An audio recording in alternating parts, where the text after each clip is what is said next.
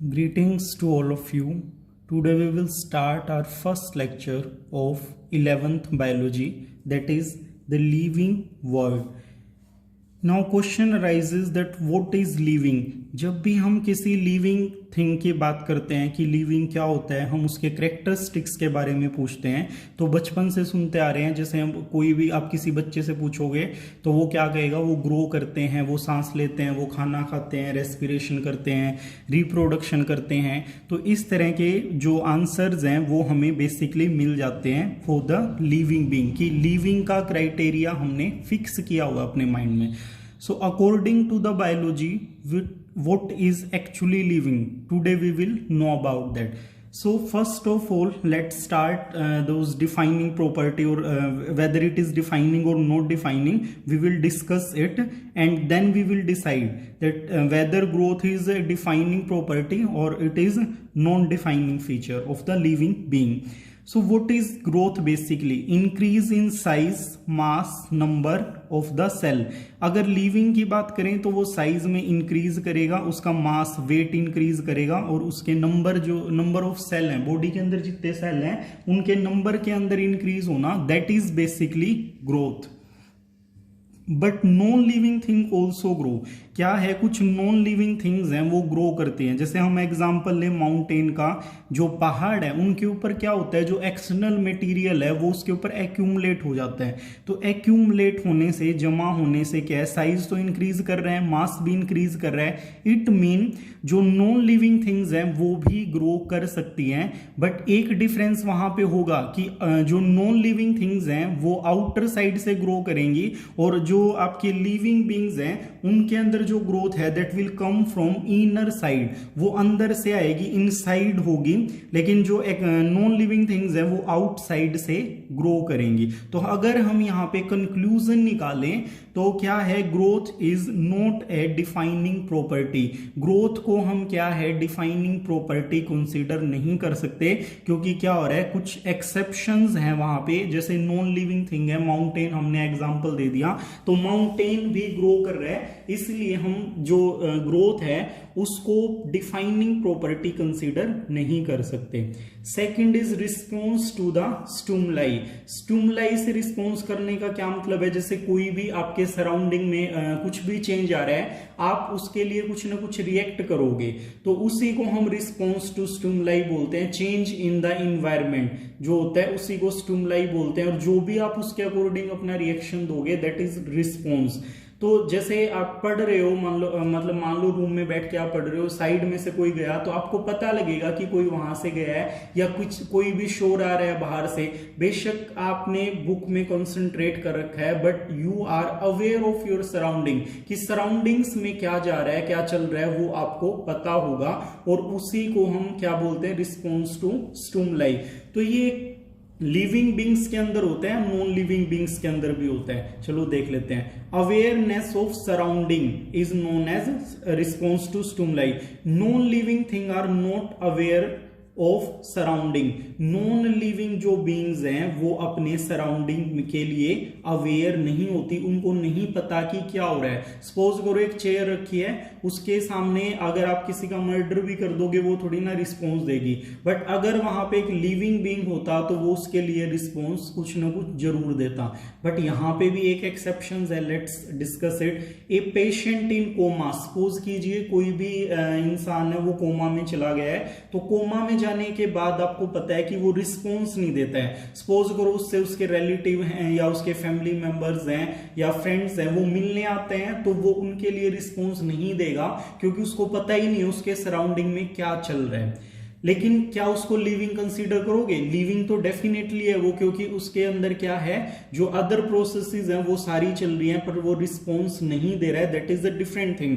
But coma patient is living, actually वो living में ही आएगा, तो लेकिन रिस्पॉन्स नहीं दे रहा है जो उसके सराउंडिंग में हो रहा है। तो अब क्या है, patient is definitely living but doesn't respond to environment, but he will respond to drug and medicine. आप कोमा में है, उसको क्या करोगे, आप आईसीयू में ले जाओगे या डॉक्टर के पास जहां भी उसको एडमिट किया हुआ है, वो क्या कर रहे हो, आप उससे मिलने जाओगे, वो बेशक रिस्पॉन्स ना दे, लेकिन जब डॉक्टर उसको कोई भी मेडिसिन देगा, कुछ भी इंजेक्शन देगा, तो उसकी बॉडी क्या कर रही है, उस चीज के लिए रिस्पॉन्ड कर रही है। तो बॉडी रिस्पॉन्ड कर रही है, इट मीन कि क्या है, वो लिविंग बींग्स के अंदर आएगा, क्योंकि उसकी बॉडी क्या कर रही है, उन ड्रग्स के लिए रिस्पॉन्ड दे रही है। सो हंस कॉन्शियसनेस मतलब रिस्पॉन्ड करना या awareness is defining property of living being. तो आप क्या मानोगे कि जो लिविंग ऑर्गेनिज्म है वो कॉन्शियस होगा उसकी सराउंडिंग के लिए,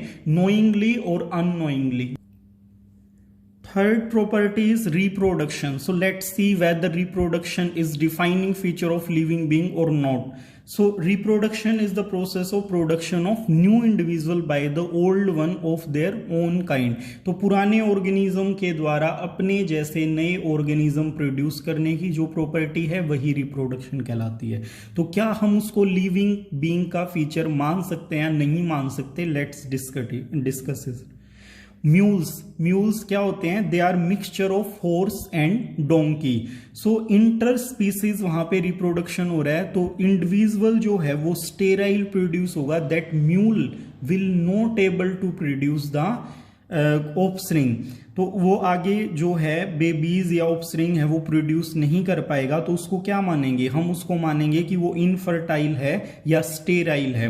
in the same way infertile human beings के अंदर किसी भी रीजन की वजह से मेल के रिप्रोडक्टिव सिस्टम में प्रॉब्लम है, हार्मोनल प्रॉब्लम है, या सेम विद द फीमेल, तो वो जो कपल होगा that will not able to produce the offspring. But क्या वो लिविंग है? तो डेफिनेटली लिविंग है, लेकिन रिप्रोड्यूस नहीं कर पा रहे हैं, उसके बावजूद भी वो लिविंग तो हैं। सो हम यहां पे क्या कंसीडर करेंगे?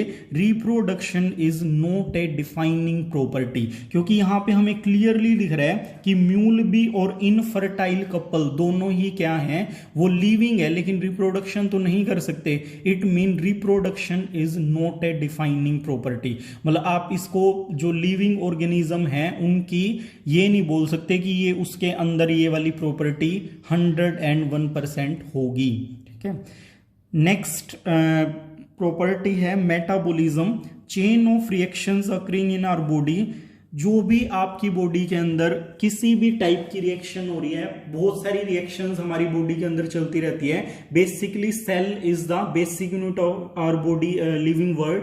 सो लिविंग वर्ल्ड में सेल हर जगह प्रेजेंट है, और सेल के अंदर डिफरेंट टाइप की एक्टिविटीज हो रही हैं जो जिनका आपको आइडिया भी नहीं है। तो सपोज करो डाइजेशन हो रहा है, तो क्या हो रहा है? किसी चीज का ब्रेक डाउन हो रहा है। रेस्पिरेशन में फूड का ब्रेक डाउन हो रहा है, कोई चीज बन रही है या टूट रही है। सो building up of anything is known as anabolism, and if it is breaking down that will be known as catabolism. So anabolism plus catabolism is known as metabolism. किसी भी चीज का बनना या टूटना that is metabolism. तो क्या metabolism defining feature है? 110% मेटाबॉलिज्म जो है वो डिफाइनिंग प्रॉपर्टी है। क्यों है? क्योंकि कोई भी नॉन लिविंग ऑर्गेनिज्म है उसके अंदर ये एक्टिविटी नहीं होगी। आप इनको लैब में परफॉर्म कर दोगे, that is a different thing, but कोई भी नॉन लिविंग थिंग के अंदर अपने आप से मेटाबॉलिक जो रिएक्शंस हैं वो नहीं होंगी। जिस तरीके से हमारी पूरी बॉडी एक दूसरी सेल से कोऑर्डिनेट करके वो सारे फंक्शन परफॉर्म कर रही है, वो वाली रिएक्शन किसी भी नॉन लिविंग सिस्टम में प्रेजेंट नहीं होती। That is why metabolism is a defining feature of living being. इसको डिफाइनिंग प्रॉपर्टी आप कंसीडर करोगे 101%। Cellular organisation is also a defining property. Cellular organisation, आपको पता है कि सेल स्मॉलेस्ट यूनिट है, उनके बीच में फिर ऑर्गेनाइजेशन होगा, और उसके बाद टिश्यू है, ऑर्गन है, इस तरीके से वो ऑर्गेनाइजेशन चलता रहता है। बट सबसे, अगर आप मान लो कि सबसे छोटी चीज ही हमने कंसीडर करनी है, तो वो सेलुलर ऑर्गेनाइजेशन वहां पे हम देखेंगे। तो वो सेलुलर ऑर्गेनाइजेशन जो है that is also defining property of the living being. So conclude करें तो क्या रिजल्ट आता है? All those organism which have cellular organisation. क्या फर्स्ट थिंग हमने क्या ली? Cellular organisation. शो मेटाबॉलिज्म, ये वाली चेन ऑफ रिएक्शन उनके अंदर हो रही है, एंड कॉन्शियसनेस, कॉन्शियस है वो ऑफ देयर सराउंडिंग। तो इन तीन प्रॉपर्टी जिस भी ऑर्गेनिज्म के अंदर है, जिस भी थिंग के अंदर है, उनको हम क्या कंसीडर करेंगे, उनको हम लिविंग कंसीडर करेंगे।